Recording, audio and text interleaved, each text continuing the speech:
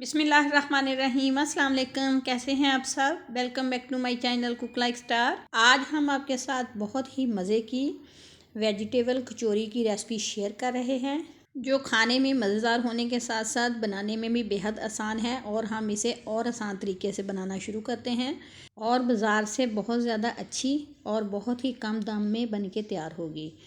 तो यहाँ पे ले लिया है मैंने 2 कप मैदा और मैदे को मैं छान लूँगी। अगर कोई गुठली वगैरह हो तो बाहर निकल जाए। और 1 टीस्पून नमक और 1 टेबलस्पून घी, मेल्टेड घी।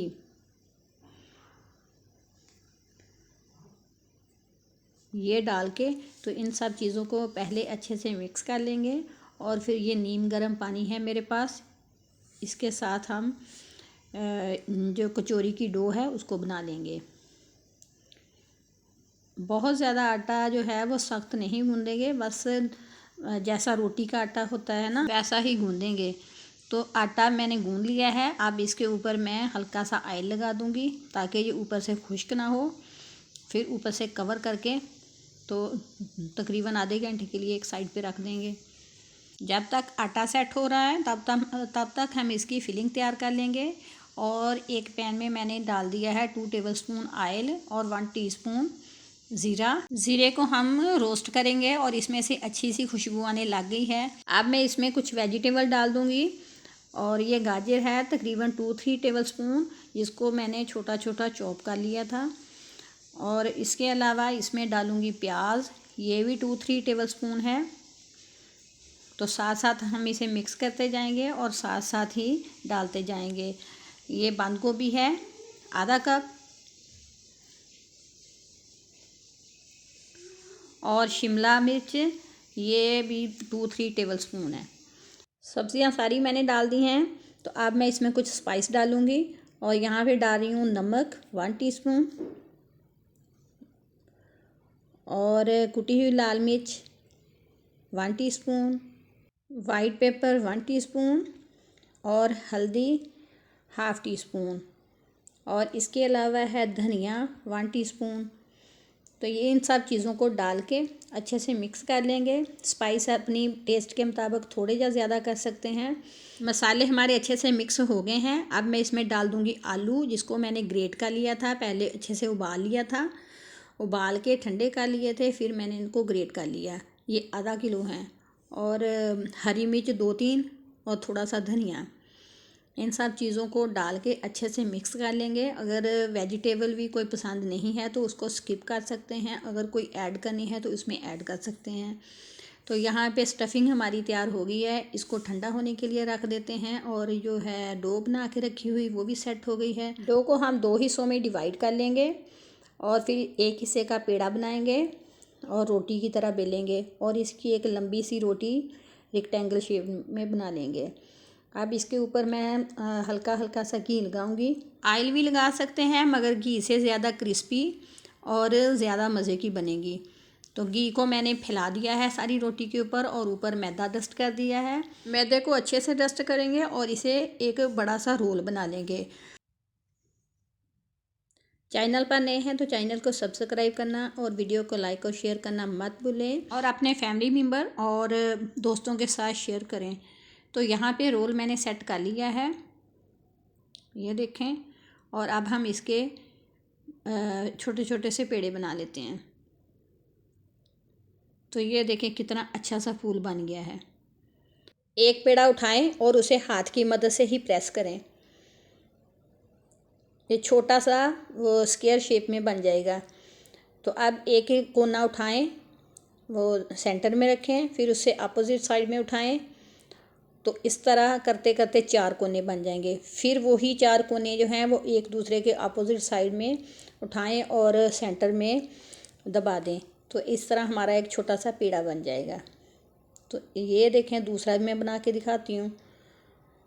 तो हाथ की मदद से इसे प्रेस किया। अब हम एक कोना उठाया तो सेंटर में रखा, फिर उससे अगला कोना उठाया वो सेंटर में रखा, तो उसके 4 कोने बन गए। दोबारा फिर उन चारों कोनों को अपोजिट साइड में सेंटर में रखते जाएंगे। तो एक बहुत अच्छा सा फूल भी बन जाएगा। और ये पेड़ा भी हमारा सेट हो जाएगा। तो ये देखें, इसी तरह मैं बाकी सारे भी बना लूँगी। पेड़े मैंने सारे बना के रख लिए हैं, तो अब मैं इनको 15-20 मिनट का रेस्ट दे दूँगी, ताकि हमें जब हम स्टफिंग डालेंगे तो प्रॉब्लम ना हो। तो यहाँ पे 10-15 मिनट हो गए हैं। तो एक पेड़े को मैंने बेल लिया है, सेंटर में स्टफिंग रखी है, और ये देखें वो पहले वाला ही मेथड है। एक को ना उठाएंगे, उसके अपोजिट साइड वाला फिर सेंटर में रख के दबाएंगे। इसी तरह दूसरी साइड भी करेंगे तो 4 कोने बन जाएंगे, और फिर उन्हीं 4 कोनों को हम सेंटर में एक एक हिस्से को उठाते जाएंगे और सेंटर में दबाते जाएंगे, और एक अच्छी सी कचौरी तैयार हो जाएगी। तो ये देखें, बिल्कुल फूल की शक्ल में एक कचौरी तैयार हो गई है। तो इसी तरह मैं बाकी भी सारी बना लूँगी। आपके सामने मैं एक और दूसरे तरीके से भी बनाती हूँ।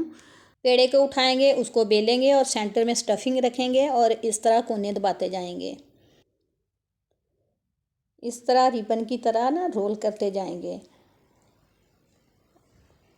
और जो ऊपर की तरफ मैदा हमारे हाथ में होगा उसको हम ट्विस्ट करेंगे, और हम खुद नहीं तोड़ेंगे बल्कि ट्विस्ट करते जाएंगे, और बहुत ही एक अच्छा सा फूल बन जाएगा और वो खुद ही टूट जाएगा, और जो वो मैदा होगा हम दूसरी कचौरी में यूज़ कर लेंगे। तो ये देखिए, दोनों तरीके हैं, आपको जो इजी लगे। तो कीमे वाली कचौरी की रेसिपी जो है वो चैनल पे ऑलरेडी मौजूद है, उसका लिंक मैं डिस्क्रिप्शन में दे दूँगी। तो ये देखिए कितने अच्छे फूल लग रहे हैं।